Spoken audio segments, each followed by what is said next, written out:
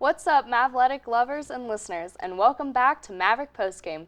We've got another full show for you today as Mesa men's soccer continues their title run. And women's basketball puts on a show. Plus, the men's basketball team looks ready for another RMAC championship. And an off the bench with the CMU's Rec Center. All of that and so much more as we move ahead into this recap-packed episode of Maverick Postgame. So with that being said, I'm your host, Grace Metcalf. And I'm Estrella. Let's get into all the game-breaking stats, off-the-wall wins, heartbreaking losses, and in-depth analysis of our CMU athletics. Roll it.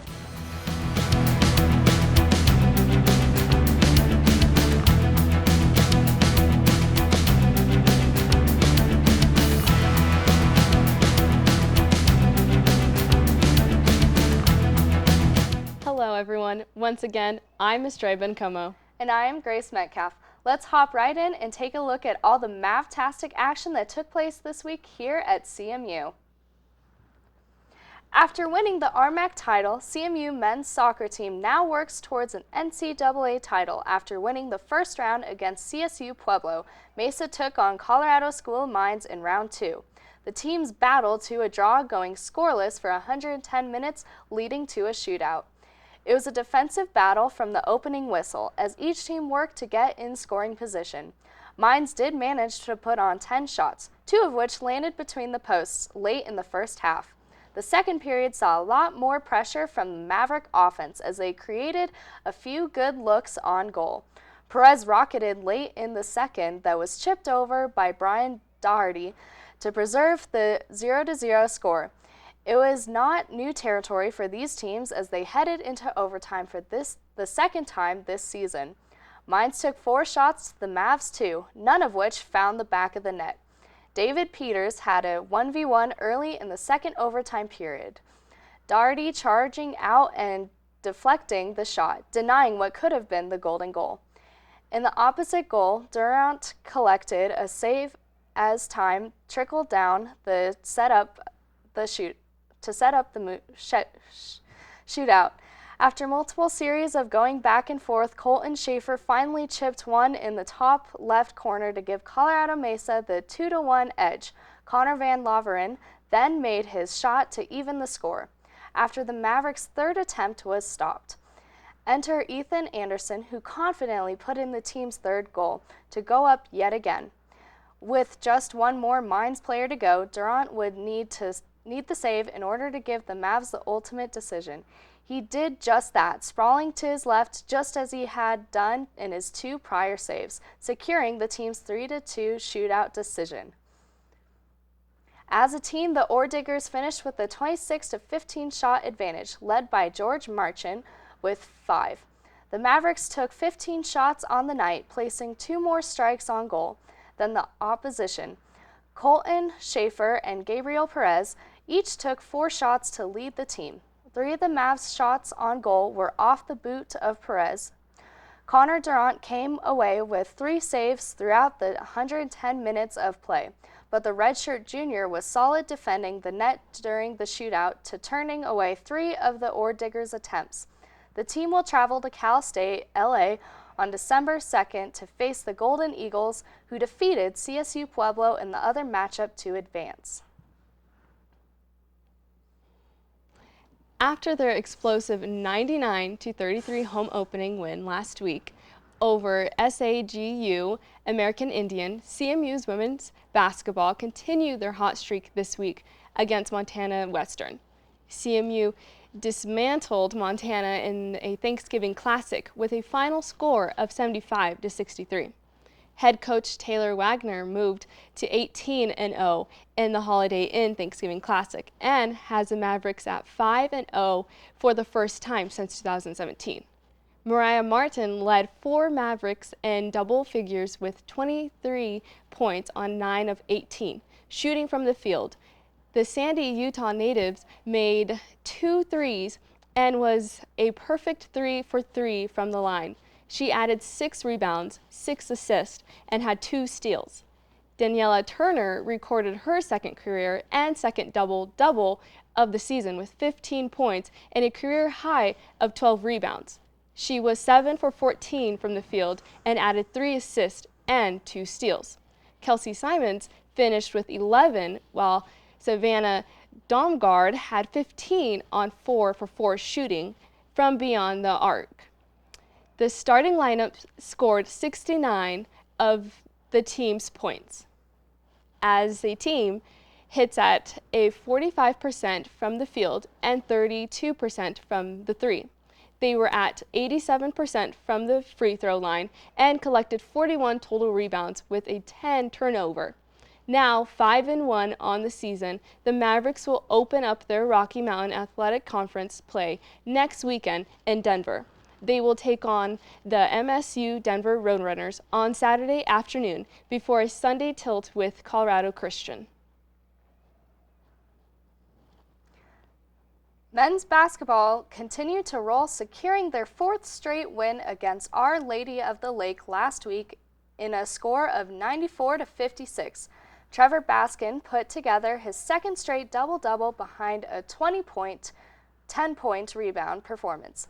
His 5 blocks also mark a career high for the redshirt freshman as he led all scorers and 5 Mavs who tailed double digits in the victory.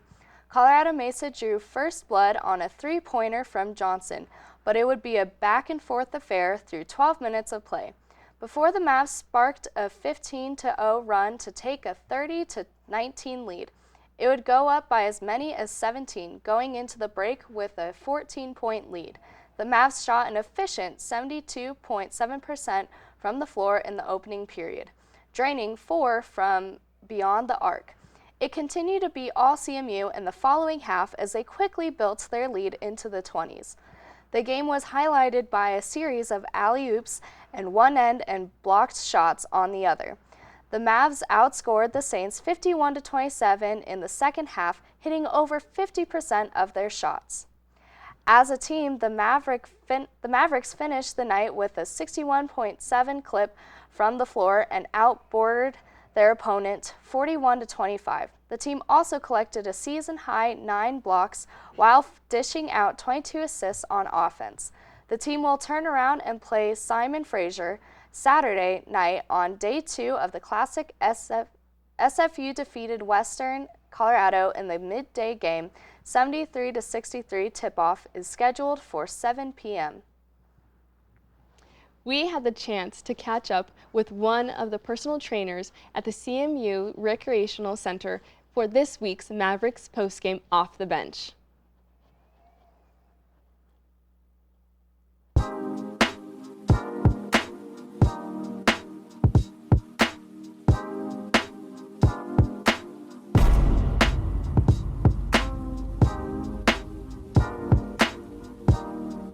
What's up, guys? We're back for another Maverick postgame Off the Bench, sponsored by Optimal Gains.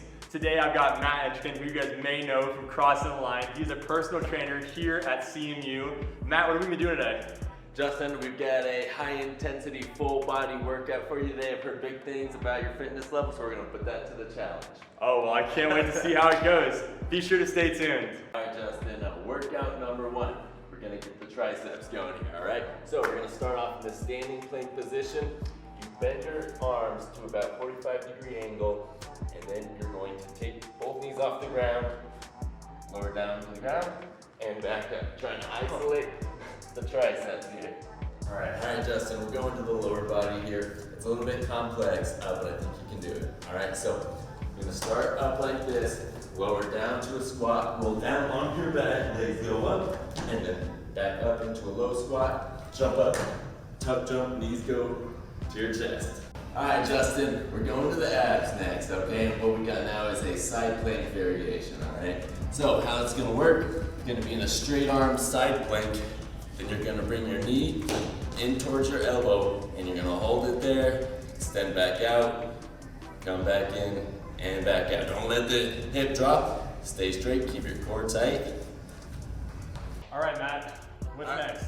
All right, Justin, we're going back to the core here. We're gonna do a little bit of rotational movement to get the core fired up, to get a little bit more strength here, all right? Ready? All right, yeah. Lower the ball to the opposite side and explode through. It's It's not an arm workout, it's a core workout. So really twist the core and explode. All right, Justin, next workout is a great leg workout that gets all the muscles involved, all right? You ready? Yeah. Yeah, you are. All right. All right, so it's called the tiptoe squat hold. How it looks, you can go all the way down into a squat, then lift your heels up off the ground so the calves are engaged, and then you're going to put your hands together, elbows in between your knees. Your knees are pushing in while your elbows are pushing out so the adductors are engaged, and your heels are up off the ground, and of course you're in a squat. And you just hold this. For how long? 30 seconds, and then you do 10 pulses where you go up and down holding the same position. Okay. All right. All right, guys, so I've got Justin positioned in a wall sit here, and what we're gonna be doing next is combining hand-eye coordination with a lower body workout, okay? So I'm going to be in front of Justin, tossing balls at him. His job is to catch them and toss them both back at me, all right? So we'll do one at a time, all right, ready? All right, now, once you throw this one back at me, I'm gonna throw that one back at you. We're gonna go a little bit quicker. There we go. Nice. It's definitely keeping my mind engaged as Yeah, there we go. It's actually taking my mind a little bit off of the pain in my legs. Exactly, and that's the purpose. When I do these with clients, it takes their mind away from the pain and the suffering and maybe lets them have a little bit of fun. All right, guys, got Justin doing an upper body workout this time. I'm gonna have him start off in a high plank position with dumbbells in his hand. The movement goes like this. You're gonna go down for a push-up, come back up, then you go in for a dumbbell row, and back down, do the other arm, and back down, another row, and you just keep doing that till I say stop. All right. So we're working the chest here, we're working the back here, and the core. This is another 3-in-1 movement. Gets all muscles in the body working. All right, Matt, big finisher. What are we doing now? All right, Justin, what I got for you is what's called the Simon Says Shuffle. You're going to be down in what's called the universal athletic position, and then you're going to be shuffling heel to heel as fast as you can from dumbbell to dumbbell, or kettlebell to kettlebell. Okay. All right, sound good? Yeah. And you're going to do it to whichever direction I am pointing. Wherever I point, you go, all right? All right. Sound good? Yeah. All right, here we go. Ready, set, go. Go back this way. And then back that way. And back this way. And back that way. And back this way. And back that way. And back this way. And back this way. And this way. And then your turn. Attaboy, that's what I'm talking about. Well done. You made it. You have survived. All right, guys, I want to thank Matt for a totally kick-ass workout. He definitely kicked my ass. I am totally gassed. Thank you so much for doing it with me. One last thing before we go. If I want to come set up another one, I want to try to get in shape. How do I do that here? All right, Justin, you're going to go to the front desk at the entrance to the Maverick Center. Simply just ask for a personal training request form. You'll be on your way. Awesome. Thank you so much again for doing this. I'm definitely setting up for another lesson. There we go. I had a lot of fun. While I am tired, I did have a lot of fun. Glad you did, man. Here for you. Thank you. All right, guys. We'll see you next time on another episode of Maverick Postgame. All right.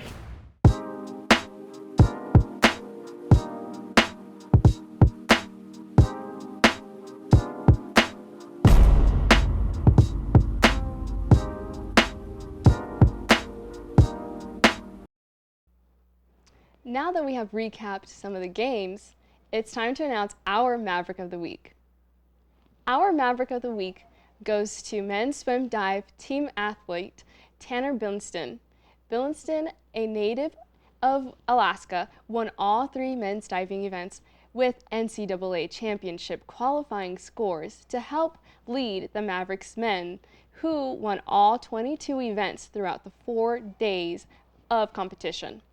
To their 5th straight A3 performance invitational title, he set career highs on both the 1 and 3 meters boards, scoring 492.50 on the 3 meter on Thursday and 486.80 on the 1 meter on Friday. He then won the Expedition 3 meter event on Saturday with an improved career best of 496.50 points. The returning All-American leads Division II on the 1 meter and ranks 5th in the country on the 3 meters with his scores.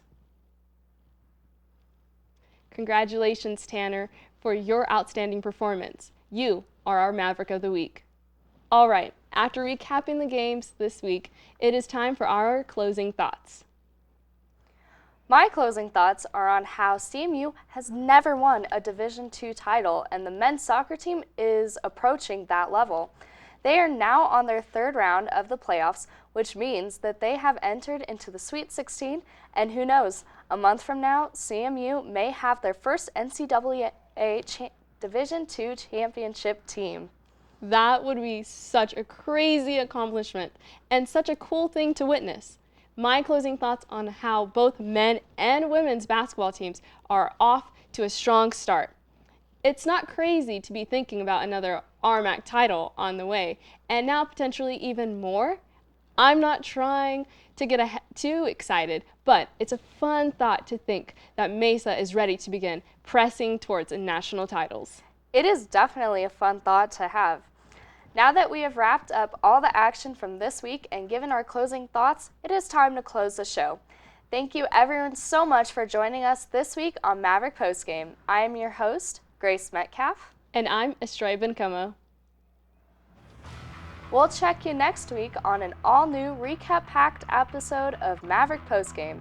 Stay safe, Mavs, study hard, go to a game or two, and of course, have yourselves a Mesa amazing day.